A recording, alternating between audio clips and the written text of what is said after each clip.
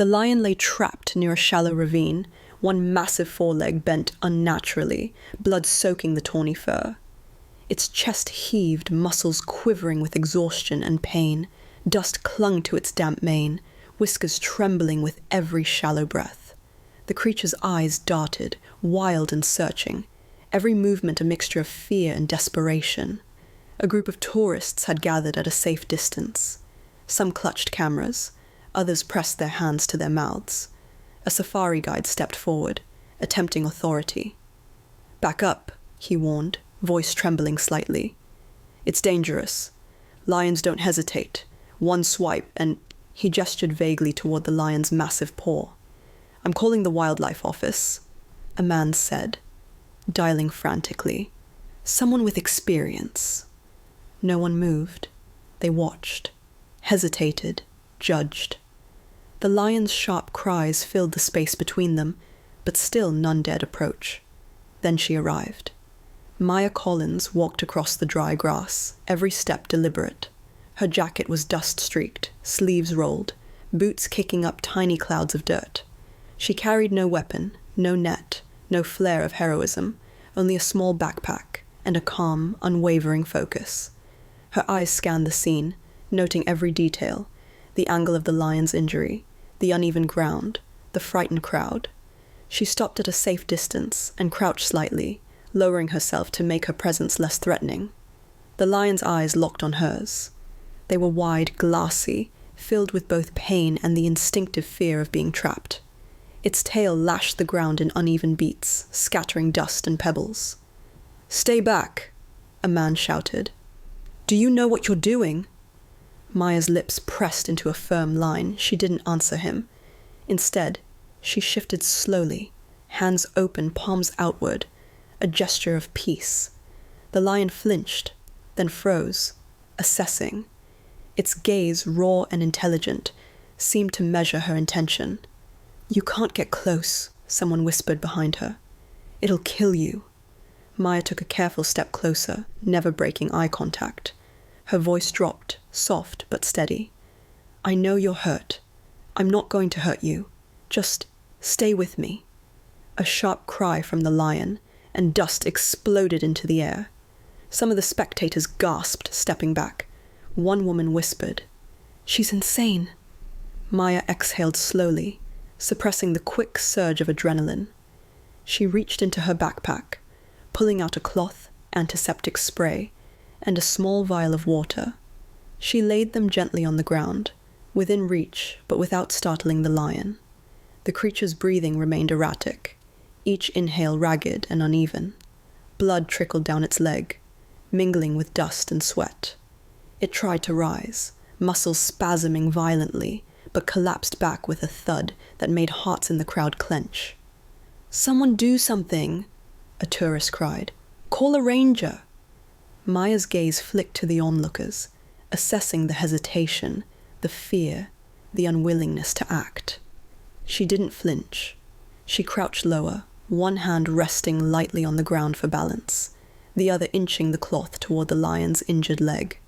Not touching, not forcing, just offering a bridge between fear and safety. The lion hesitated. Its amber eyes flicked from her hand to the edge of the ravine. One slip, one misstep, and it could tumble over the side. Dust rose with every shallow exhale, drifting like golden smoke. The wind carried the cries of distant birds, and the low hum of insects, filling the tension with subtle rhythm. Somewhere above, a vulture circled, sensing vulnerability. Maya's pulse matched the cadence of the creature before her, synchronized in the silent understanding of predator and rescuer.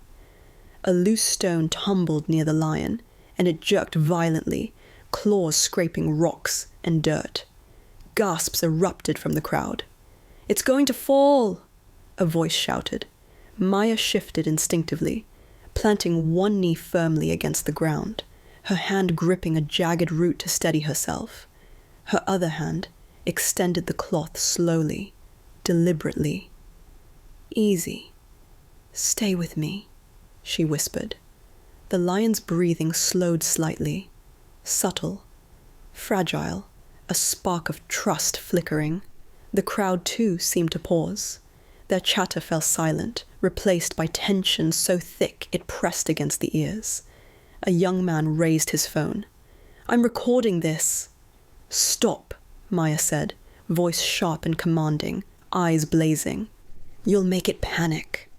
He lowered the device immediately. Silence reclaimed the space. The only sounds were shallow breaths, rustling grass, and the distant low calls of other animals. The lion inched closer to her, testing her intent. One step, then another, its ears flicked, muscles twitching, but there was no sudden lunge. It was cautious, hesitant. A predator learning that this human meant no harm. Maya's lips pressed together as she exhaled softly. She whispered under her breath, a single word that carried weight far beyond sound. A call sign. Echo 1. The lion froze. The faintest tremor of relaxation passed through its body. The wind seemed to soften. The crowd leaned forward, caught in suspended awe. In that moment, it was not just a rescue attempt. It was a test of patience, courage, and connection. One wrong move could end in chaos. One right move could save a life. And Maya Collins, the quiet, resolute rescuer, remained steady. Her eyes never left the creatures. Her heartbeat was in sync with its own fragile rhythm. She had no plan for recognition, no desire for applause. Only one mission: keep it alive. The savannah itself seemed to hold its breath, the heat shimmering, dust dancing, the roar of distant wildlife muted in deference. Maya shifted slightly, inching closer, the cloth within reach. The lion's tail flicked nervously, claws scrabbling. One more misstep and disaster could strike. But she did not falter. Not a muscle, not a thought of fear. Only focus, only calm, only the unspoken promise that this life, this magnificent creature, would not be abandoned. The low hum of the approaching jeep stirred the dust, signaling help had arrived. But Maya didn't move. She remained crouched near the trembling lion, one hand resting on the jagged root for balance, the other still extended with the cloth. Her heartbeat echoed the tension in the savannah. Steady, controlled, deliberate. The vehicle came to a halt. Dr. Eleanor Rivers, a wildlife veterinarian, jumped down first, followed by Chief Ranger Daniel Holt. They paused, surveying the scene, eyes locking on Maya. "Stand back," Holt said softly, almost in awe. "She's handling it." Dr. Rivers knelt beside the lion cautiously. "Legs fractured, not shattered. It's in shock, but if we move carefully, we can stabilize it." Maya exhaled slowly, keeping her focus on the lion. "Sedative ready. Low dose. 1 dart. Careful. I'll guide it." The crowd behind them whispered in disbelief. The mocking had stopped. The skepticism faded. They realized what they were witnessing wasn't recklessness. It was skill, precision, courage. Maya leaned closer, her calm energy radiating. "Easy. Just a little longer," she murmured. The lion shifted slightly, muscles trembling, eyes never leaving her face.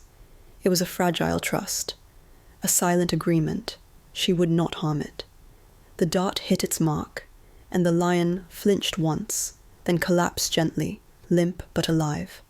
Maya moved in immediately, wrapping the injured leg with practiced care, supporting the chest to ease breathing. Her hands were steady, controlled, as if every movement had been drilled 1,000 times in emergencies too many to count. Ranger Holt addressed the crowd quietly. "For those wondering, this is Maya Collins, former emergency wildlife responder, call sign, Echo 1. She's saved animals in fires, floods, and conflict zones. She's here to ensure life survives when others step back." A hush fell. Eyes widened.